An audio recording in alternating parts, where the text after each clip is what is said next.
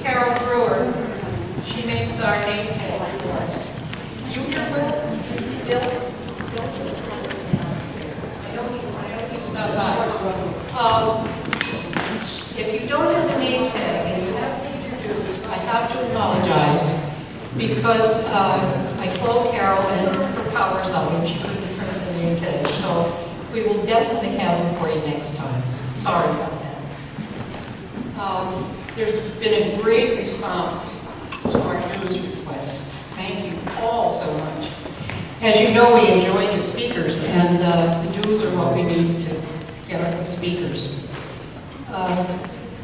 Since our board meeting, I am now officially president.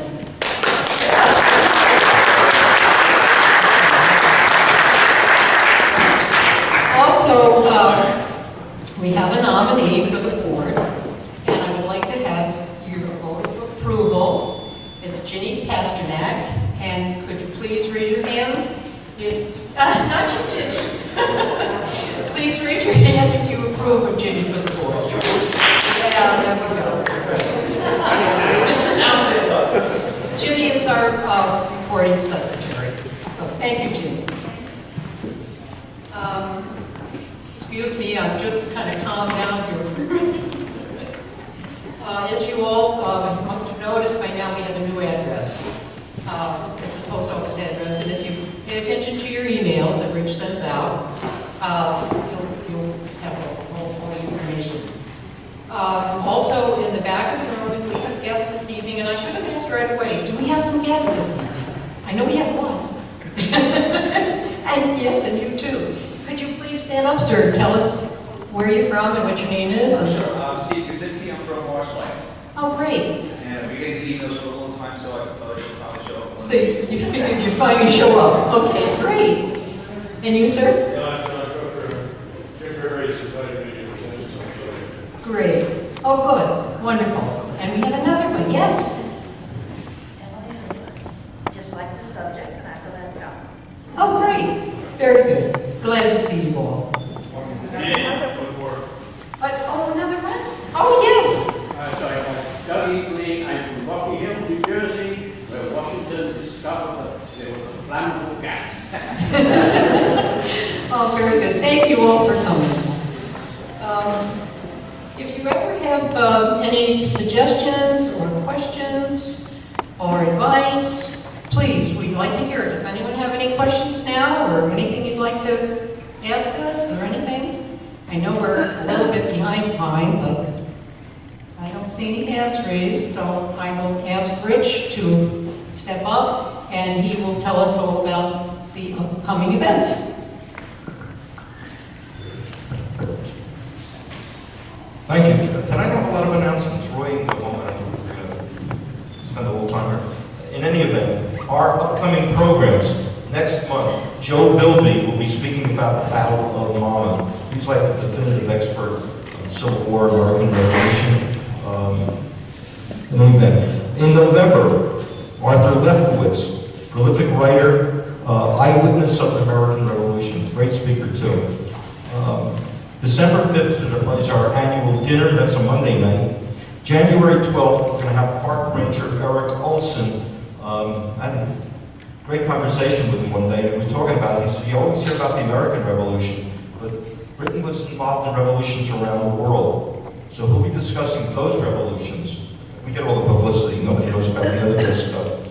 One of the other things, April.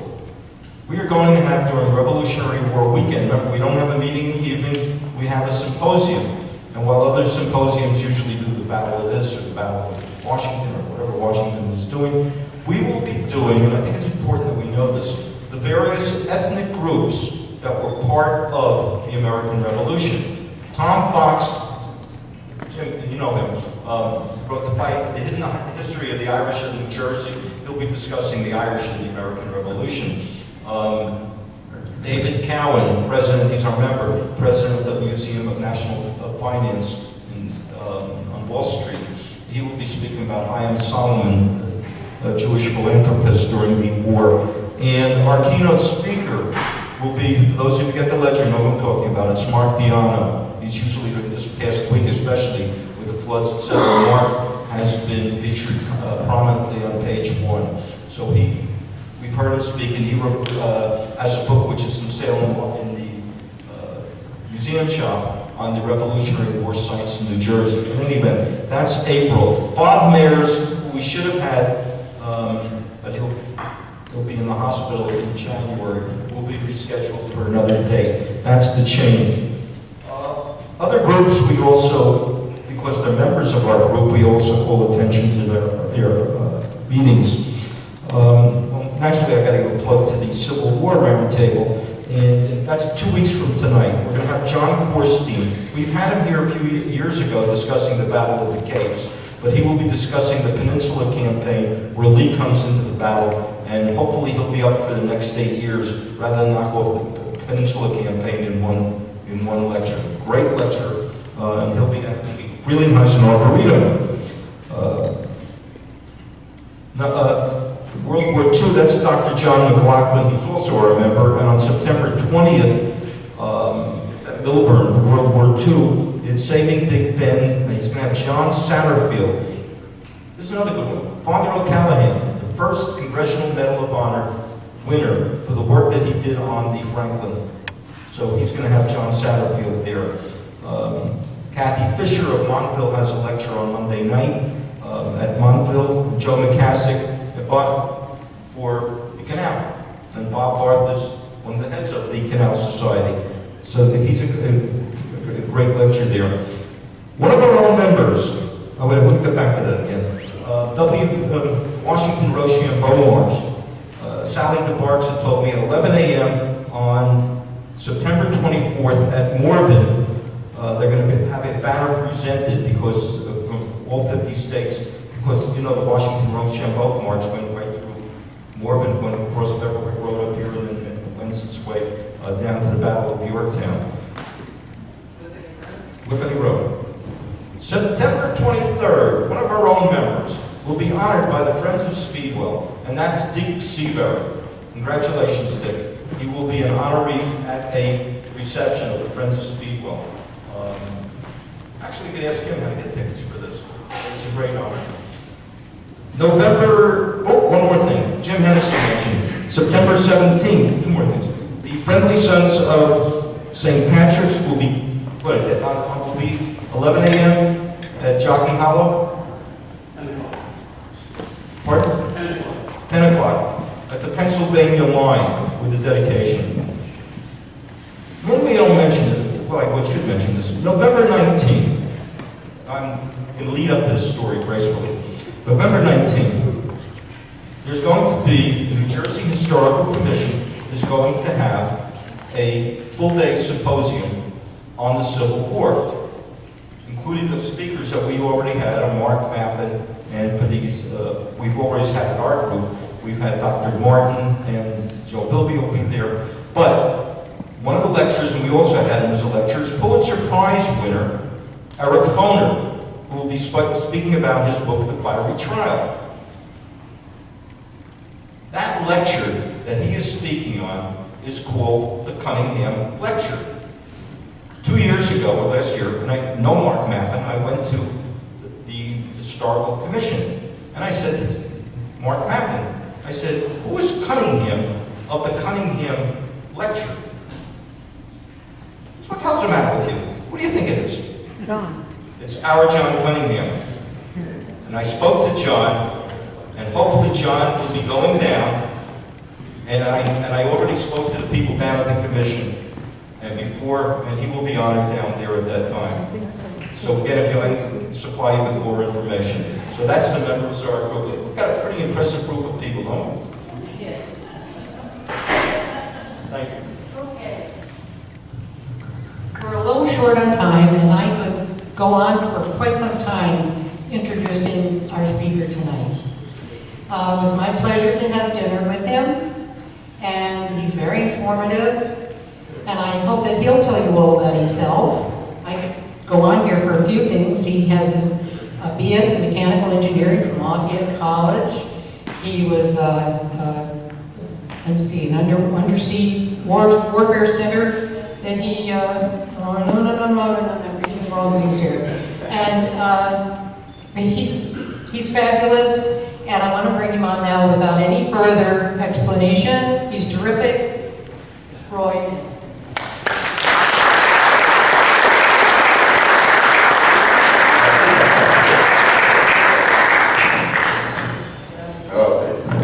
I guess it works, John. We're online here, right? Good. Somebody know how to push the right buttons on that to get the screen back up. Anyway, what Jean was trying to read to you was a little bit of my bio.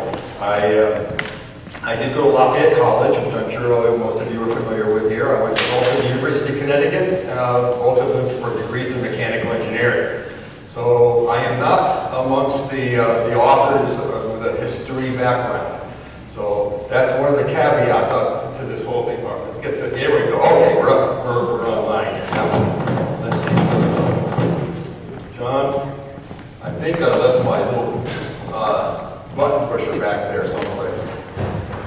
Anyway, we'll start with this slide until I can change the slides here, but you're all probably familiar with at least the story of the turtle and its attempt to attack the British in New York Harbor in 1776. I'm actually pleased to be able to bring to you the book that was published recently by myself and the co-author, Fred Rizet, who I'll show you a picture of here in a little bit. But I have to warn everybody that is interested in buying a copy of the book that the excitement, the actual thrill of the battle doesn't occur until chapter 22. So that means there are 21 chapters that talk about Bushnell and how he got to the point where they could actually go out and attempt to sink the British fleet. Now, my background as an engineer is what drew me into this whole project. Let me go, let's see if we can go to next. There we go. All right. Turtle interpretations. In 2001, I was still working for the Naval Undersea Warfare Center, which is a Navy research center in Newport, Rhode Island. It began in New London, Connecticut, moved to Newport back in the 90s. And I spent my career basically as a mechanical engineer, a field engineer. In the early 70s, I became a Navy qualified diver, which allowed me to take my engineering out into the ocean, under, and I worked until 2006, spending most of my time either on or near or under the water. When I was approached in 2001 to assist in the development of a replica of the turtle by a local high school teacher in Old Sabre, Connecticut, Fred Rizet. Fred had built a replica of the turtle during the bicentennial, and if anybody's been up to Essex, Connecticut, that particular replica is on display there. They came to me and asked me, so okay, you've spent your life underwater, would you be interested in working with Fred to develop another model with his students, a group of high school students in Sabre? And I said yes, but with one caveat to this whole thing, is that this replica will be able to be launched and will be able to go to sea, and it will have me in it. And that was the rule. I said, I'll do anything you want, but I'm going to be in it. So, as you can see, the turtle replica was built by students at Old Sabre High School. In fact, that's the launch. We launched this in the Connecticut River in 2007. And when you see that picture, I was inside of the vessel right there as it was being launched into the river. Now, turtle interpretation is something there are no contemporary drawings of the turtle. Everything that has ever been done to research this vessel has been done based on a few documents that have been published that have been around for 200 years. Bushnell wrote a letter to Thomas Jefferson in 1787 describing the turtle and the events that happened. That was read before the American Philosophical Society in 1798, and a year later was published in their Transactions, a copy of which I have. And nicely enough, I've added a facsimile of that whole discussion in Appendix A in the book. So, but that is that and a few letters that were written by some of his contemporaries contemporaries are the only real information that you can consider credible as far as what the turtle actually looked like and how it functioned. So, when researching both the vessel and the book, I took the perspective of an engineer. I decided that in order to really replicate this correctly, as far as my perspective was concerned, is to look at this as an engineer. Bushnell was a Yale student, and he was really, he was taking courses in what at the time was called natural philosophy, which is really the 18th century version of engineering, science and engineering. And so what I decided to do was to read through all of these sources and interpret, take my interpretation, looking at these things as an engineer, and then redesign and redraw a replica that I felt was as close as possible to the original.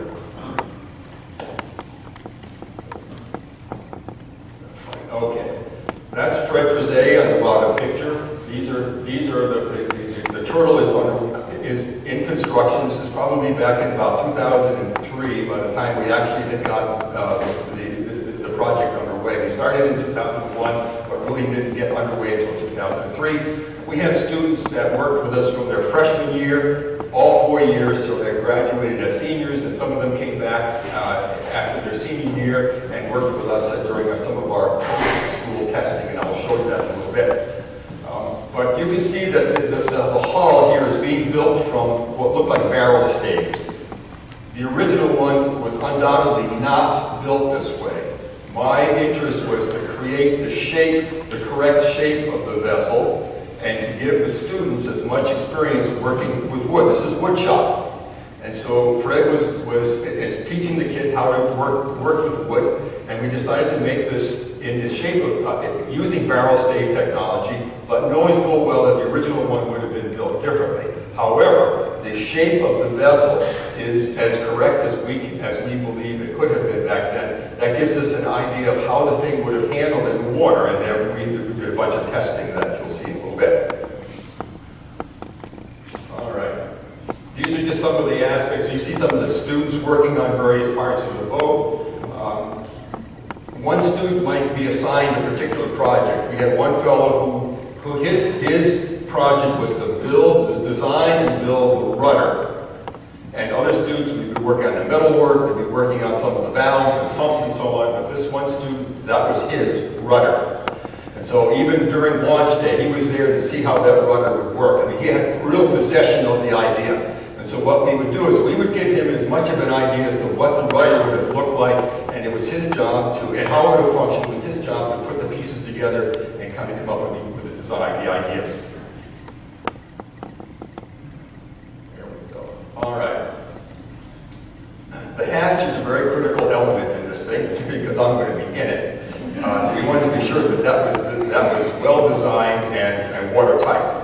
So I worked with the students, and we drew sketches of what the hatch would have looked or could have looked like back then. And then we took it to my employer at the time, the Naval Undersea Warfare Center, and where they have a real nice machine shop. We took the drawings, our sketches there, and their engineers converted those sketches into computer drawings. From the computer drawings, the machine shop built a pattern out of high-density machinable foam, built a full-size model of the hatch. That model then went to a local foundry where the woman who owns and runs the foundry donated the casting of a brass hatch, thing that weighs over 100 pounds, to the project. And we don't have any pictures, unfortunately, of the casting being built.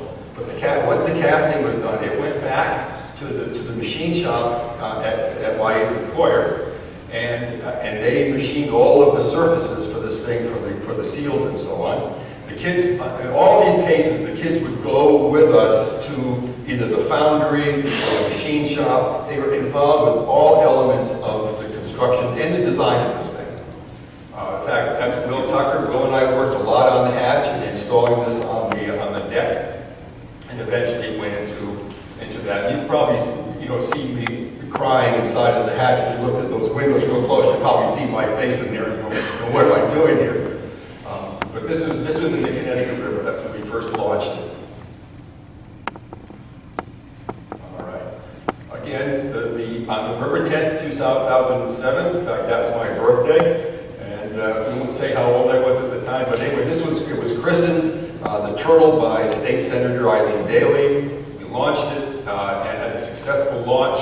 And of course, that's me and the turtle there with a big smile because it's now over. The hatch is open. I'm back on dry land. I didn't drown, and the turtle is back here safe and sound. So anyway, because we were so successful, and we'll go into this here in a little bit, we were so successful with our first tests, and it worked so well that we approached the Mystic Seaport Museum about taking it to their facility and running some follow-on testing.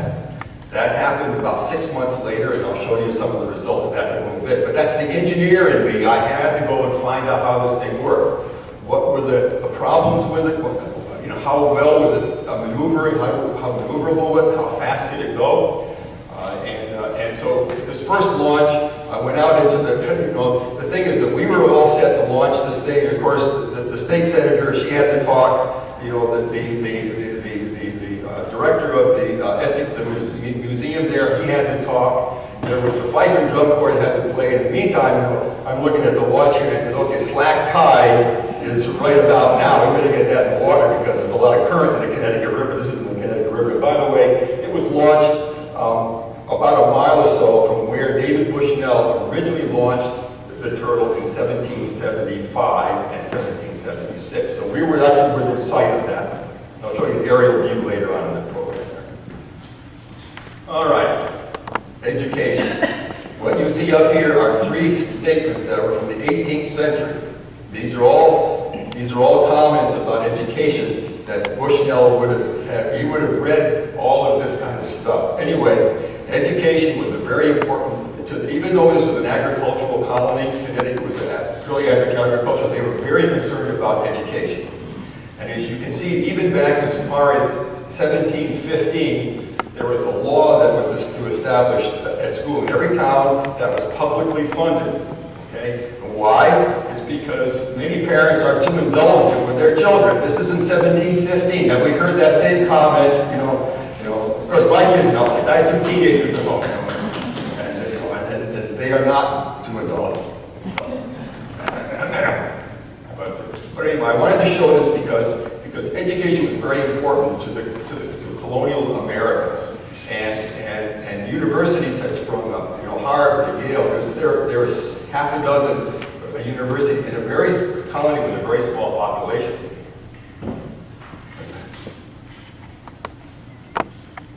Here we go. Okay. David Bushnell was born in 1740, and he was a farmer. His father passed away in the late 1760s. The farm then was left to he and his brother. In 1770, thereabouts, he sold his interest in the farm to his brother, and he put his money for tuition to be able to attend Yale University. In the meantime, he was a voracious reader. Bushnell was really the intellect, the reader, the individual who loved to learn about things. Where his brother was the farmer of the family, and so he was very happy to be able to own the farm and let Bushnell move into some of his tutors' homes at the time. A lot of education was done through tutoring, but the entire history of the turtle, other than its foray into the Hudson River, the whole history of the turtle really revolves around Connecticut. And in fact, it is really the birthplace of submarine warfare. The book was really written to kind of discuss really how the idea of submarine warfare came about. Anyway, Saybrook includes the current towns of Westbrook, Essex, and Old Saybrook.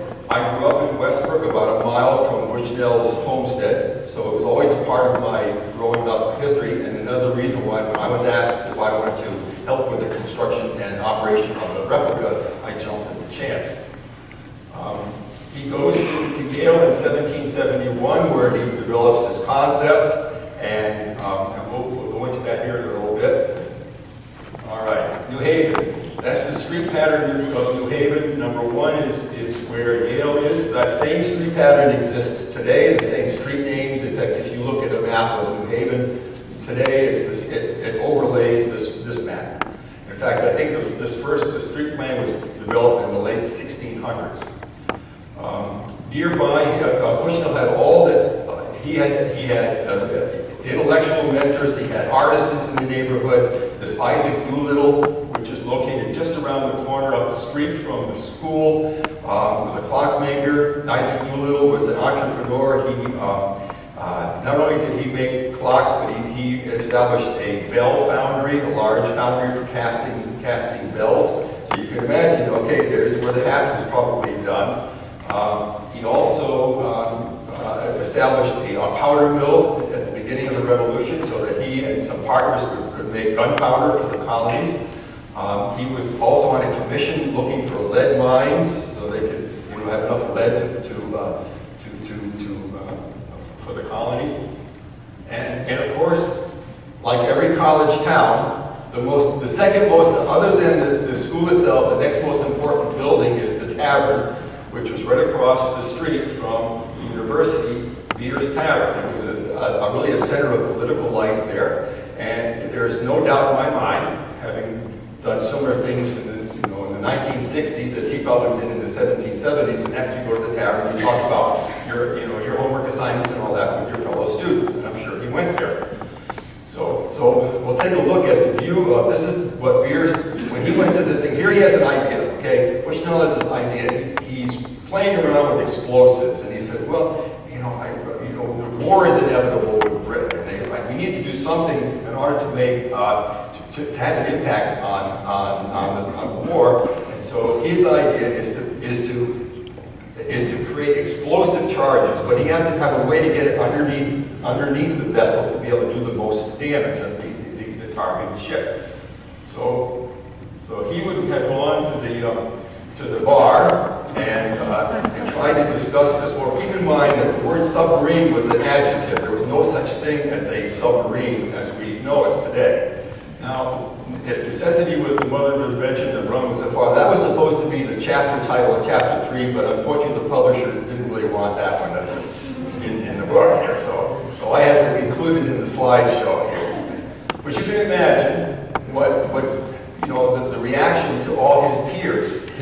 Probably his professors were there. Other individuals, his fellow classmates who would all end up becoming part of the colonial army were there. They were all kind of talking about different things, and nonetheless, and no doubt that they discussed over a beer or two the concept of a submarine.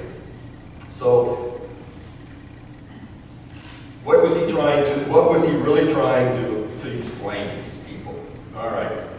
In 1975, exactly 200 years after Bushnell launched his turtle, I went to sea on the Nautilus. It was part of my job as an engineer with the Navy, was to work on various projects, and we went to sea in the Nautilus. And when I climbed on board, we had a nice watertight hull, the hatch closed down, and it was all sealed up. All of these technologies that you see up here on the wall had been developed over 200 years, and very confident when I went on board the Nautilus to go to sea and submerge, we were very happy. All of these technologies had been worked their way up to the point where there was this modern submarine.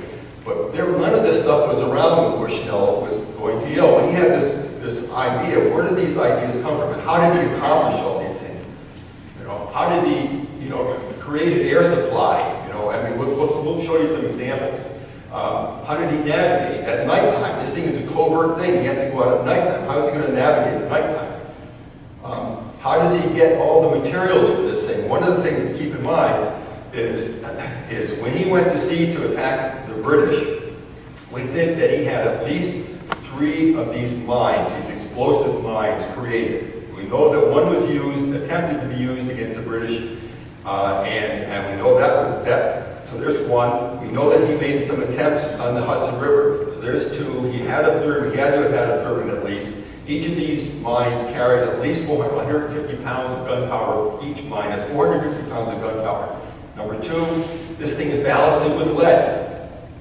It has somewhere between 900 and 1,000 pounds of lead. Well, a musket ball is 1 ounce. So there are 16 musket balls per pound. 1,000 pounds of 16,000 musket balls could have been cast for the Continental Army, or they could give Bushnell 1,000 pounds of lead to put on his submarine. And what the hell is a submarine, you know? So you can imagine that somewhere along the line, he had to convince, he had to have there was a credibility gap. He had to fill that gap in. And he did that by having influential people that believed in him, believed in his philosophy. Here's a farmer that's out there trying to build a submarine, you know, a guy who's not a sailor, he's a farmer. And you know, so you can imagine that he had to convince people of the validity of this before they would allocate these resources. You know, 450 pounds of gunpowder, thousands of times that you could fire a musket with that gunpowder. We'll get into propulsion later. That's an interesting topic. Okay, well anyway, where did some of these ideas come from? Well, in researching both the turtle and the book, I tried to find what kind of source material. I wanted to understand what an engineer in 1775 had to work with. What kind of information? Where would ideas come from? Well, he had textbooks. There were scientific journals that were published back then. The Royal Society of London was publishing from the late 1600s. They had started publishing articles that were done by scientists, Robert Boyle and Christian Huygens, and all these famous scientists were publishing in the scientific literature these books. That is a textbook that was at Yale. That all of the transactions of the Royal Society were at Yale while he was there. And there were popular magazines too. Every month there were monthly magazines. The Gentleman's Magazine, London Magazine, there was the Universal Magazine, there was the Universal Museum of Knowledge and Pleasure. All these monthly magazines were later that the subscribers were buying them into books. Well, these are mostly British publications, but they were coming over to the Americas as well. These were like a combination of People Magazine, National Geographic, U.S. News and World Report, all these kinds of, all that kind of information was found inside of these magazines, including some very interesting articles about diving machines that we'll take a look at here shortly. So these are the kind of things, when he was studying, he was getting his ideas together, he would probably talk to his mentor, Benjamin Gale, who was a Yale graduate, and you know, in his 50s at the time, and would have been discussing the idea, the concepts, to be able to come up with a submarine idea. These are some of the things that he would have read in the books, just to give you an idea of what was available to this guy. Now, we all know that of Halley's Comet. Well, Sir Edmund Halley, he was an astronomer, but he was also an oceanographer, and he invented this exotic diving. Even diving bells have been around for about 100 years at that point in time. But he had designed, he took a look at the science behind it. He designed a diving bell that could be supplied with air, with barrels that would be lowered, weighted barrels that would be lowered down. They could open up a spigot and air from the barrel would come up inside of the diving bell. And they could feed air to a person walking around outside of the diving bell. And it was a very complex thing, but, and by the way, Sir Edmund Halley spent time inside of it. He wasn't just, you know, some PhD that was out there telling everybody else what to do. He was out actually there in the Thames working in his diving bell. So he was a hands-on scientist, which is really what we believe David Bushnell was as well. There were also a few experiments made with submarines in the 1600s, really in 1624, I believe it was. Cornelius Drebbel built a submarine that he demonstrated on the Thames for James I, who was very impressed with this thing, but the vessel itself was driven with oars. Now, that may seem like, you know, interesting, but I mean, what did you have back then? You had sails or oars. That was the only thing that was available to you for propulsion. So there were a few attempts to build this, and there's no illustration of it, but this one from 1670 by Giovanni Borelli, which is basically a wooden vessel that was covered with probably leather or canvas that they could watertight. It is generally thought that Cornelius Drebbel's boat was very much like that. Okay. Again, in the 1700s, in 1695, this Dennis Papin designed the submarine. We don't know if he ever built it or ever tried it, but he designed this for a some of the nobility in Germany, actually. And it's interesting because this is probably one of the things that is most likely to have caught Bushnell's eye. The original description, this was in 1695, but it was republished in English in 1747 in one of these popular magazines. And it would have been something, if he was talking to Benjamin Gale, Gale would say, I think I saw in the latest issue of People magazine, I think I saw somebody who was playing around with a submarine idea. And he would have given Bushnell his copy or somebody's copy of the Gentleman's Magazine with this drawing in it. The interesting thing about it is it carries a lot of features that Bushnell incorporated in his design of the turtle. The shape was, and the dimensions are about the same as what we think his turtle was. It had a ventilator. This particular one was designed to sit just on the surface, and it had a snorkel tube sticking up out of the water, and inside this rotary ventilator. It's actually a centrifugal pump, and this particular centrifugal pump was described and illustrated in the Philosophical Transaction. So there, he might have gotten the idea from an illustration, said, geez, I remember reading about this in the transaction, seeing a drawing where one of his mentors mentions it to him. And these centrifugal pumps, air pumps, were made from 7 inches in diameter to 7 feet in diameter, and the large ones were used to move air from below decks on large ships. So they could circulate the stale air at the bottom of the ship and pump in fresh air from above. So we know that these are some of the ideas, the source of some of Bushnell's ideas, and that's really what I want to kind of get across to you, is that in developing this turtle, which superficially is just another thing that somebody tried out in the Revolutionary, it didn't work, we don't know that, but the story behind the creation of that, the ideas, and how he came about with the ideas, where they came from, and how he incorporated all these things into something which had never been really done before to this magnitude. It has a snorkel, it had this pattern summary, it had a hatch, and it had a depth gauge. Okay, we'll go into depth gauges here in a little bit. All right, depth gauge. There we go. In his textbook, there was a whole description of things to measure the depth of the oceans. Now, believe it or not, they had developed a method of determining how deep the deepest part of the ocean. They thought the oceans were maybe 2 to 3 miles deep, about the same depth as the mountains were high. So they had made a device to be able to actually measure the depths of the ocean, not just the lead light that you lower down, but a device that they could drop to the bottom, would go all the way to the bottom, hit the bottom, and record the depth, and then float back to the surface. And it was really intriguing to read about that.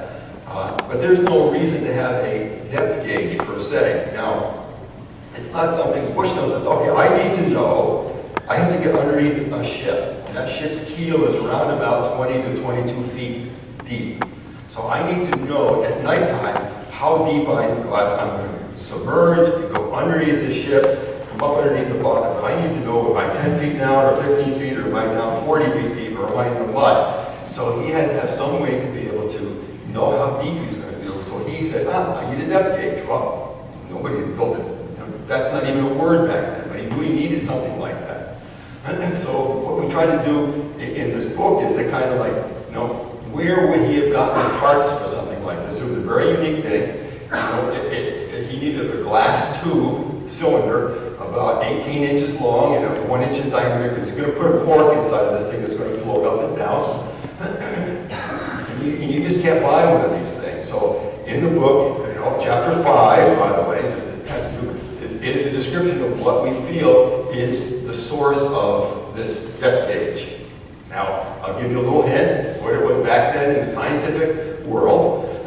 This was a time when people were experimenting with electricity. And one of the devices was a long cylinder, one of which was like 6 feet long, 3 feet long. Lo and behold, it was 1 inch in diameter, sealed at one end, and you just rub some fleece along the surface of this thing, and you create static electricity in this thing. And there's no doubt in my mind that there were these, were in the scientific, in somebody's closet at Yale, there were these electrical these instruments used to generate static electricity. Well, by 1771 or 2, these long cylinders had been replaced with spheres, which is some of the things that Benjamin Franklin had been experimenting with. So my theory is that as a Yale student, his professor says, you know, you need a tube that's that long and that big a diameter, come on over here. But I got some old stuff we haven't used in 20 years, you know. And I think that's how we came up with it, because you can't buy this. Glass makers in the colonies, there were no glass makers any closer to Bushnell than the Worcester Glass Works, which is down in this neck of the woods. And the other glass works up in the New England colonies had all burned down. And so there was no source of glass for that. And this is a specialty item, so we had to improvise. And I'm sure he improvised, I'm sure he begged, borrowed, and stole everything he could possibly get, you know. And a 18-inch long tube, which would have been a 3-foot long tube, that maybe it was broken at one end, because that's why they didn't use it anymore in their experiments at Yale. This is just speculation right now, but where else would something like this, you can't just order one of these things from a catalog. So we had to do a lot of improvising. All right. Now, in the center of this, looking down the side of it, that's what I climbed into when I was getting ready to. The boat itself is about 6 foot tall, 6 feet long, plus about another foot and a half for the rudder, and about 3 feet or so wide. And that's about me, you know, somewhere in that vicinity. So when I climb in there, I stand on the deck down there. If you look for a straight down, you'll see that there's a deck down there. And I stand on there, and I'm about this high out of the thing. So I took the bench out at the time to take a photograph looking down the side of this, because I wanted to show some of the equipment that he had to deal with. Now, when he, in order to ballast the boat is ballasted so that it sits maybe about a foot and a half above the water. The other 5 feet or more is below the surface. Now, when he wants to submerge, he has to add water into the bilges in order to make the boat neutrally buoyant so we can submerge. Well, underneath there, that little opening in the bottom there is opening down to the bilges down there. On either side of the bench are what were shown as 2 brass forcing pumps, which are placed at each end. So there's a bench, I'm sitting on the bench, and I have one valve that I open to put water into the bilges to get the boat neutrally buoyant, and I can pump these things out, to pump the water out of the bilge in order to come back to the surface. Well, you know, at my advanced age, I insisted that we had an alternative. After I pumped this full, I went over and I flipped the switch, and the electric bilge pump comes on, and up to the surface I come, which was just like this fine for me, you know. So we did that a few modern weaknesses. I mean, you know, when we built this thing, we built it for shape, as I said, for form and function, so we could understand how it worked. But it had to be done so that it was literally a safe thing to be inside of the boat. You know, so there was no such thing as O-rings back then. And even stuffing tubes were not a technology that they were really involved with at the time. So how did Bushnell keep, he had shafts that went from the propeller, he had shafts to dog down the hatch, you know, there was all kinds of equipment that would go through the hull. His description is the way they kept those things, quote, watertight, was that they were finely machined. They were machined really, really tight tolerances and greased. And that was it. There was no other way that they were going to seal water out. Now, so we know water got in through those things. It even says that when water would come in, that's what those 2 pumps were for. As water starts coming in, the pumps would pump these out. Now, when I was in this thing, and the first time we put this in the water, it's a wooden boat. And anybody that's ever dealt with wooden boats before knows that the seams, you know, caulked as much as you want to caulk them, but they're going to leak. So, excuse me, when we first put this thing in the water, we were prepared with an 18th century technique to seal up the caulk, the seams. And that is a bucket of sawdust, and the boat goes in the water, and I'm down there, and I'm telling my support crew here, I said, okay, there's water coming in at about 30 degrees to starboard, maybe about a foot or so down, and they go in there, they go in the water, and they would rub sawdust at that point, and the suction would draw the sawdust into the seams and swell up, and I could actually watch these things and be water pouring, and all of a sudden the water would stop coming in. And we would do that several locations around the hull of this thing here to seal the thing up. we know that he had those kind of issues as well. All right. I'm over 60, so I'm going to put this here. I'm going to forget where I put it. So if I look around for you, you can say, over there on the side. But again, looking down at here, these illustrations that either side come from a book from 1773 called Emerson's Principles of Mechanics. And Emerson had all kinds of things illustrated in his book, 1773. While Bushnell was at Yale, this was the kind of things that he would have known about. I mean, this is just, we look at these things as standard off-the-shelf technology, but that's just a basic water pump. And on the right is a spinning wheel. Well, in the descriptions of Bushnell's propulsion system, you know, it's just words, okay? And so we had to take a look at this. Benjamin Yale says in a letter to Silas Deane, the Connecticut's representative to the Continental Congress, he describes this thing as the propulsion of this thing as a pair of oars turned by foot like a spinning wheel. Well, there's a spinning wheel, has a big wheel on it and all, and a treadle. So we put in a treadle that turns a flywheel, if you will, in there that helps keep that rotary motion going around. The flywheels were very common back then. That's how you would turn pottery. You would kick the wheel and it would spin. You would use spinning, heavy-duty wheels in order to sharpen your axes and things. And that would help him. Once he got this thing turned with his treadle, he could crank it by hand and turn the treadle by foot. So again, you're showing this is where these ideas were to come from, what he had incorporated in this thing. Okay, the propeller. This is, I think, the one thing that Bushnell's contribution to technology really comes down to the propeller. This is the first time a bladed propeller had ever been used as a means of propulsion. It was described, as you see here, in the bow, Benjamin Yale's description, in the bow is a pair of oars fixed like the opposite arms of a windmill, with which he can row forward. So, in Bushnell's letter, he just says that he used a pair of oars operating on the principle of the screw. Now, most interpreters, people that interpret this over the years, have interpreted that as that his principle of the screw was an Archimedes screw, a coil, a spiral type of a thing, as opposed to blades. But there's no question that this actually had a bladed propeller, because we even have a letter written by Ezra Lee, who was the pilot of the Turtle, describing these things as the blades being like 12 inches long and 4 or 5 inches wide. And hence, the one in the middle is our replica based on some of these descriptions and in a textbook. So anyway, he's got this idea about propeller blades that are similar to the blades of a windmill.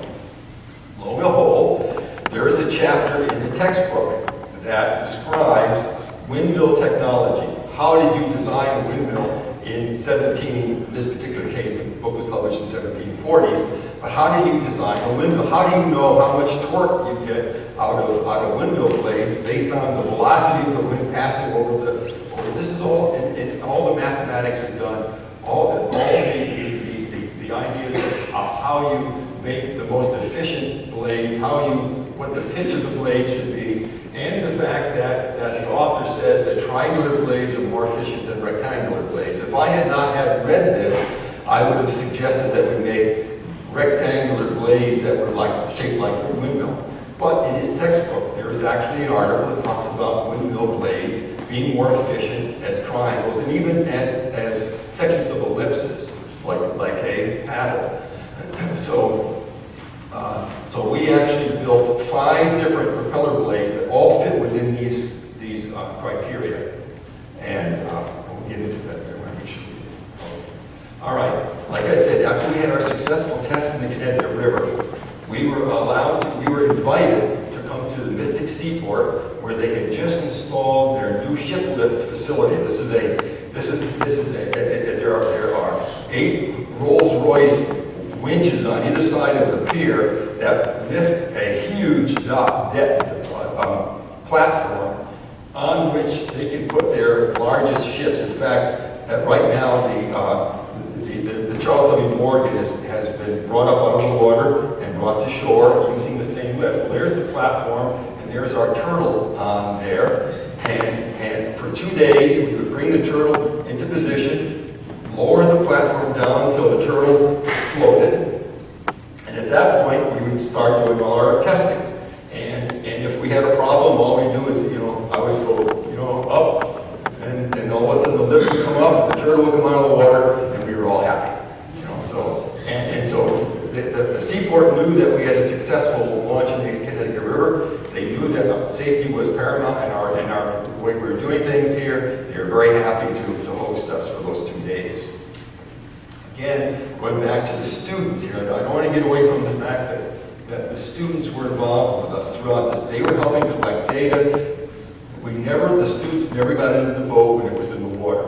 One of the requirements, particularly, and this was something that the school insisted on, but also I insisted on, is that anybody who piloted this boat in the water was going to be a Navy-trained diver. And the reason for that is that this was a wind boat that could have easily sunk on the spot. And right here, we were in very safe conditions here, but in the Connecticut River, when we were out there, if this thing had sunk, I was going to go down with it.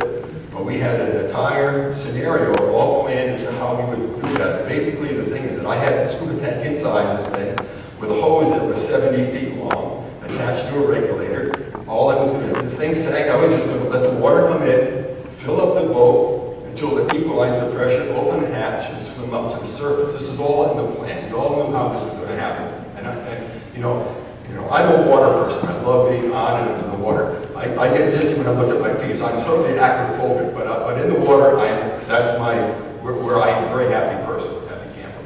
Well, anyway, these are 4 of our. This is again the engineering meeting. We had to determine, how much thrust would this propeller provide. We're looking at the hydrodynamics of the system, its operational condition characteristics. And of course, as an engineer, I have to have plots and graphs and equations and all that kind of thing. So we tested 4 of the 5 different propeller blades. We put on the boat. You can see and a load cell. The wire, the rope that you see coming from the back end of the turtle goes up to the surface to a load cell so that we could record. Oh, thank you. Russian, that's Russian water. That's the kind of slowly, I think is what the name Anyway, so we were able to as he would read off of the, what's that? 10. About 10? Okay, all right. All right, anyway, we'll zip through some of this stuff. There's the incident package. We had a tachometer down below. We had communications with the radio. And a GPS. Now the GPS was down here when I was doing the stuff in the Connecticut River because we put the hatch down and I could go out and was going to record how fast we were going using the GPS. Well, I did this before I got in the boat. I did that. I got in the boat, and of course the numbers on that thing are about this big, right? So I wasn't that. So that was kind of useless for me. But anyway, we did a lot of testing over those 2 days. Transit speed, half a knot. Ezra Lee claimed it was 3 knots. We figured about 1 knot. We were doing some tow tests, hull resistance. We started seeing a bow wave form at 1 knot, which means that above that, when you start getting a bow wave, it takes a lot more energy to move the boat through the water. So we figured that probably 1 knot was a practical limit. But we think that when Ezra Lee was sitting at Beers Tavern, we started out with 1 knot, and then we went up after the 3rd beer, we got to 3 knots, like all good sea stories. And I know how that works. You should hear me with a little stoli submerging. Okay, we got to this point of submerging. It was my turn because I'm the most familiar with the boat. We had VHF antenna plugged in from that white float there as an antenna so that I could talk to people on the surface as I would submerge and maneuver the boat underwater. Pilot endurance. Now, you're not going to put somebody over 60 in there to find out whether or not the original pilot, who was 29, and how his endurance was. So we got one of our divers who was 29, and we stuck a pulse oximeter, those little things you put on your finger when you're in the hospital, and we recorded his heart rate as a function of RPM. So he would spin the propeller, he would call out, okay, I'm doing,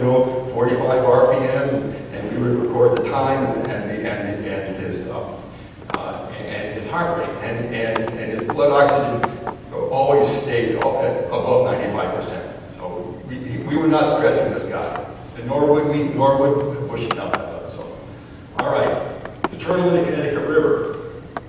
This is an aerial shot of where number one is where we launched our boat. Number two is Ayers Point, home of Richard Sill, which is one of the things that we learned from our research. Was we can now really definitively say that at that point was where Bushnell worked on his boat, and the home of Richard Sill is in the genealogy, a Sill genealogy that we were lucky enough to find.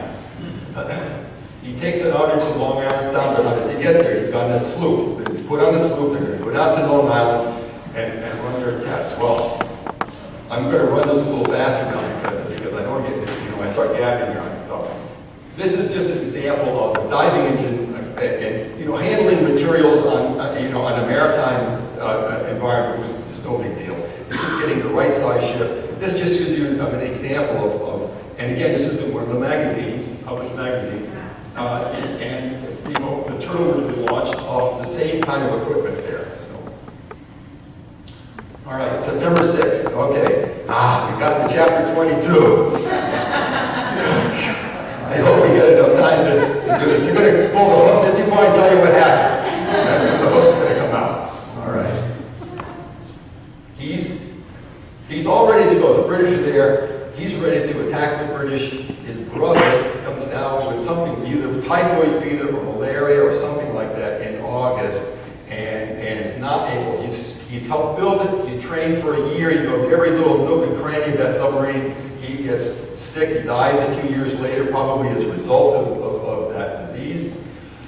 He has to find a suitable replacement. Well, he gets some volunteers. They go down, they experiment with it in the Connecticut River, and less than 10 days later, the British are on, the Battle of Brooklyn Heights occurs, and Bushnell gets the word. He's got one pilot now that's got 5 or 6 days worth of experience. They go back to New York, they go to New Rochelle, because the British are now in the East River. They cross over. They're brought down on the same path. A year ago, I was on the Mirwall, the tall ship Mirwall, and I gave this talk, and we came down the same path that Bushnell would have taken to come down with his turtle. They park at the tip of near Battery Park, and he's looking out over to Liberty Island, and there's the flagship Eagle parked there. 11 o'clock at night on September 6th, he's towed out into the harbor, and he starts to and Ezra Lee, this is the new pilot, Ezra Lee, because Bushnell's brother is sick now, so Ezra Lee, he drives over, and he gets caught in the current because they don't get the tides right. So he paddles around, he goes overnight. We think that he gets into the lee of Liberty Island, and he kind of parks there until the tide starts to turn again early in the morning, like about 4 o'clock, 4:30 in the morning. He comes out and he attacks the Eagle. Now, this is a model of the Agamemnon, which is within inches, the same dimensions of the Eagle. He comes up to the stern, he submerges, gets down underneath, cannot attach the mine that I wish we could get more into details on that, but he comes back out and he bounds to the surface. He comes up, like a rocket. Okay, again, the engineer in me says, why did this happen? What happened? Well, people think that the bottom of the boat was copper clad. Well, it was not. It turns out that the Eagle didn't get its copper cladding until late in the war, probably in the early 1780s. And that's the information that we got from London. It actually was discovered back in the 1970s that was the case. Now, again, the engineer in me. So what happens when he submerges? First of all, he gets hit neutrally buoyant. He gets neutrally buoyant, and his low propeller on the top, he's got one that goes forward, he's got one that pushes downward. So he's pushing the propeller downward. And keep in mind is that the water in the harbor is a combination of fresh water from the river and salt water from the ocean. Salt water is on the bottom, fresh water is on top. He's neutrally buoyant as far as the fresh water is concerned. He gets down. All submarines run into this issue. They get down onto that layer of salt water, and you actually don't have the thrust to push down into that salt water. So we think he actually got caught up in trying to do. He only has a half an hour of air in there. Once he closes the hatch, he closes the windows, half an hour. Now he's struggling down there, huffing and puffing. And so he's you know, doing all kinds of things to try to equalize, and I mean, it's a pitch black underneath side there, so, you know, all he can do is kind of bounce off the hull of this boat. Okay, anyway, so my theory really is that he tried, and he just didn't have the experience. Remember, Bushnell's brother spent a year at this. Bushnell's brother would have known all about the differences in density and so on, but this guy only had like 5 or 6 days of training. And when you train for a military operation, it's trained over and over and over. You have all those contingencies, and you have plan A and B and C and D. And Ezra Bushnell, the brother, would have had all those things in his mind, whereas Ezra Lee was a newcomer. And in a military operation like this thing, it's just, he just did not have the experience that he needed. So that's my theory, and I'm sticking to it. All right.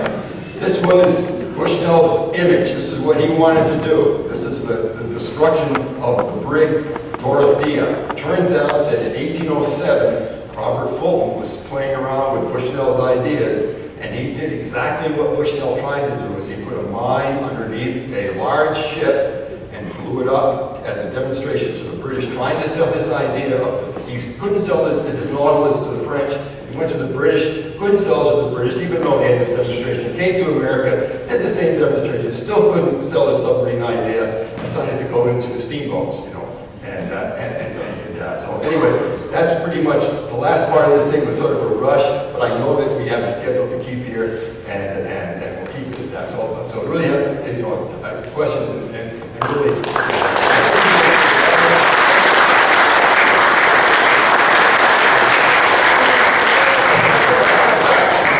I thought it was wonderful, but now we have some time for questions. And first of all, I want to thank Kevin Treble, because Kevin is the one who gave us the idea to invite Roy to speak to us. So thanks.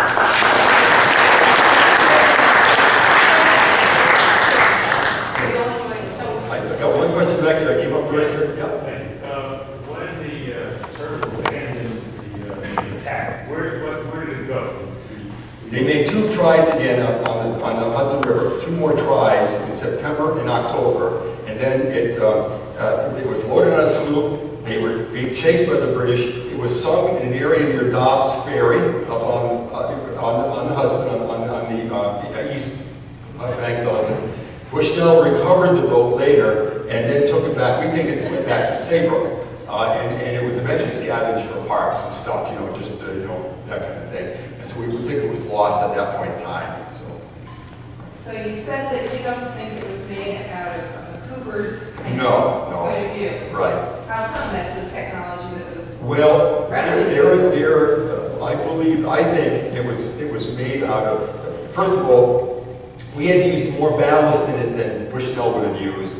We think that even though Cooperage was a standard technology back then, but so were the use of what's referred to as compass timber in shipbuilding, which are trees that have been cut down that already have a natural curve to them. So they're sliced in sections. There was Hayden's Shipyard, which is right down the road, a few miles away. I think anyway, that it was built using thicker planks, made the hull heavier, but still roomy enough inside, and that's discussed in chapter. And anyway, but I think really in general, we think that it was probably made with other kind of shipbuilding capabilities there that he had in the neighborhood there, rather than the planking. Yeah, 2 questions. Number 1, how do they fuse the torpedo? It was. Second, Yep. you mentioned brass several times, and one mentioned bronze. Why do they use? We don't. Brass.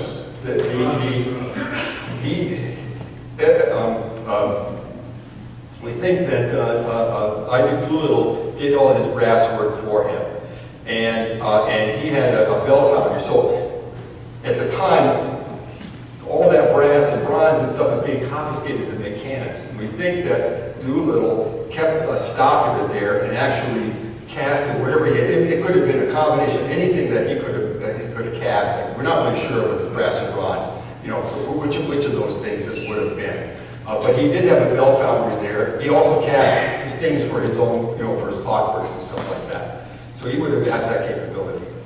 And how about the fuse? Fuse would be the meter. Oh yeah, the mine. That was he used a. It was also Isaac Doolittle was a clockmaker, and he actually had a timing mechanism.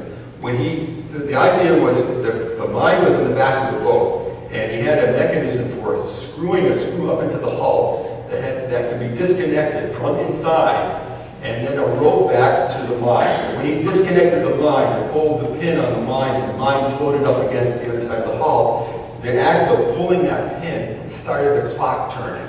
The clock was set for half an hour. The clock would start to tick, and at half an hour, it would trigger a flintlock. The same mechanism that Fulton did when he was doing his demonstrations. How many people were in the turtle when we were trying to blow it up? It was a guy out there. One person. So it wasn't Bushnell. No. It was this other guy. It was the only one person. That's right. It was only room for one person there. Well, he was sort of a bookish kind of guy. I mean, you know from the descriptions of him that he was not the strapping farmer that his brother was. His brother was a strong, individual and was really physically up to it. I'm sure that Bushnell got in the boat when it was being designed. I mean, but when it came to the actual military operation, it was his brother that was training to do that.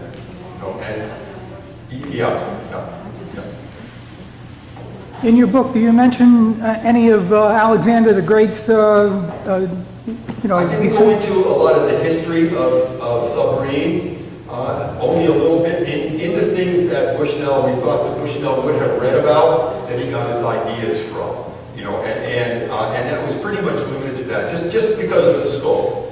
All those things he probably would have heard about from his peers, but it was the things that we would have that would have stimulated the ideas in order for him to build this very unique thing.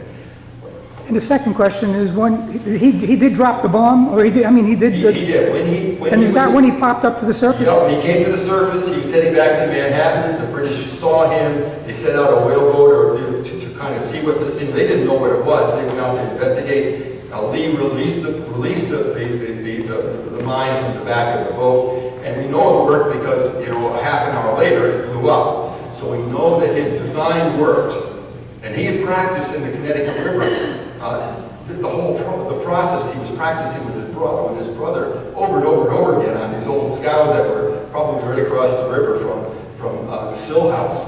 So we know that things. Anyway, Nick has copies of the book in the back. If anybody's interested, again, caveat.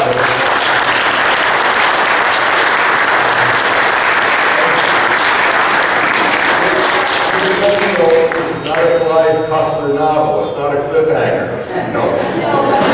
Fascinating, and if you all want a copy of this book, we're going to give you time so you can buy it and you can sign it. But I'm around for questions. I mean, this is an exciting thing for me to do as an engineer. Also, when you're back there talking and signing and stuff, have a little bit of consideration for our next person who is going to be our trivia guy tonight, who happens to be my husband's son. Okay. So please, if you want to go back and get your votes now, that's fine. So just Real quick, the same high school that I worked in while getting ready here, we built another boat, so you can ask me questions about this later for a ER submarine competition that occurred this past year. We've got 2 years to get building a submarine. So I just wanted to show you that, and I'll go into that.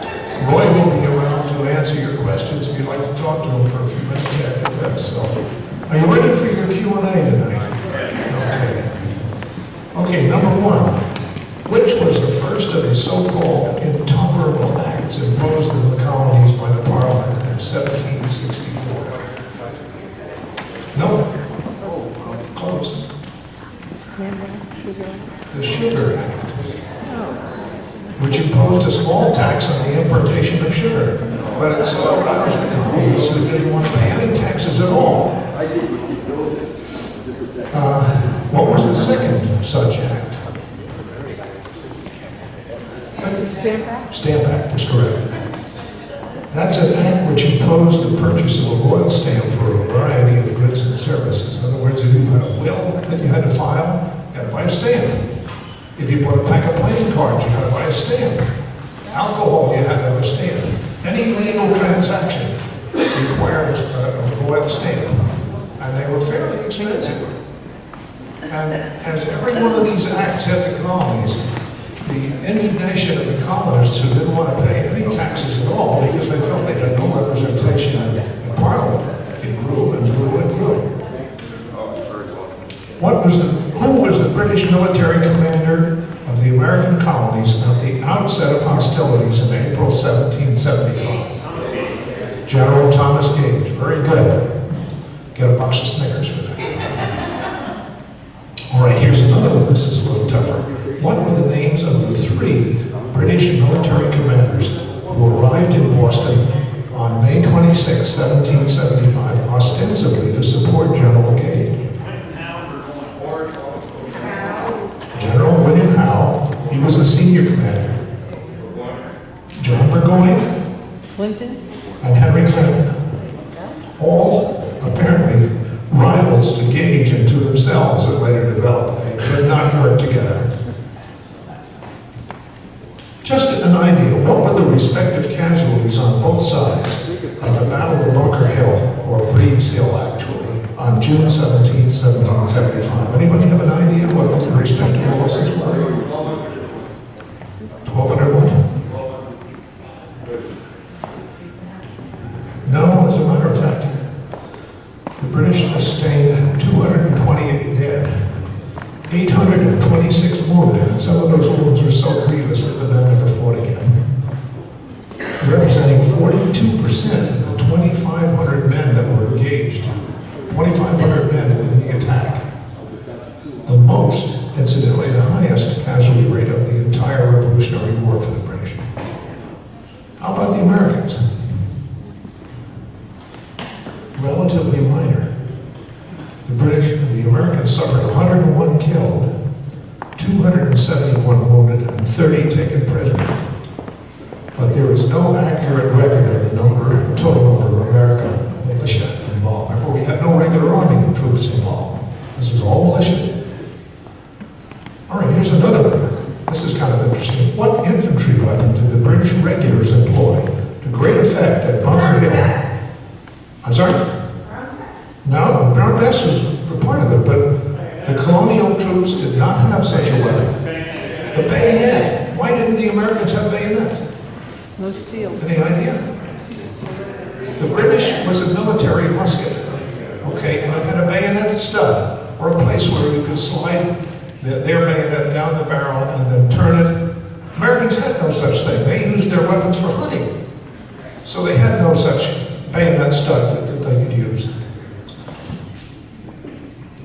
The Bunker Hill defenders might have repelled the third and final and successful assault charge had they been better supplied with what 3 items? No, they had plenty of artillery supplies. Powder, shot, and one more thing. Reinforcements. Okay, of which there were plenty. But because the Americans had no good generalship at the time, and they had never really fought a group of regulars like this, they had no idea where, what to hold in reserve and what to do with those reserve troops. So they wasted it. They couldn't really have beaten off that third British assault if they had just those 3 items. They ran out of ammunition and both powder and shot. And they had nothing left except their bare hands and knives and what have you to repel the British assault. They did need water and food, yes. Okay, this is kind of interesting. When was George Washington approved by Congress to command the colonial army? 1773. No. Yes. Well, I guess you have 2 choices here, right? Actually, it was on June the 15th, just 2 days before Bunker Hill, but nobody knew it because, of course, the communications at that time were so poor. How old was George Washington when he assumed command of the Continental Army, of the so-called Continental Army? Any idea? 43 years old, very good. You get a box of Snickers, too. Here's one. What was the amount of the annual salary Congress afforded George Washington as the commander of the Army? Zero. Okay, what he did ask for was an expense account, which he showed considerable imagination. And the last question is, how old was George Washington when he died of natural causes in 1799? 62? 7? How old? 68. 67. 67. And incidentally, he was physically an old man at the time he died. At that time, he was just simply worn out. Okay, didn't have his own teeth anymore? Oh, you bet. Okay, you did very well tonight. Thank you.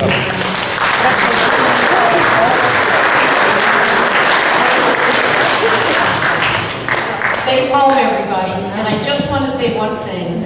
I want to say a big thank you to all the Rangers. They're all the nicest bunch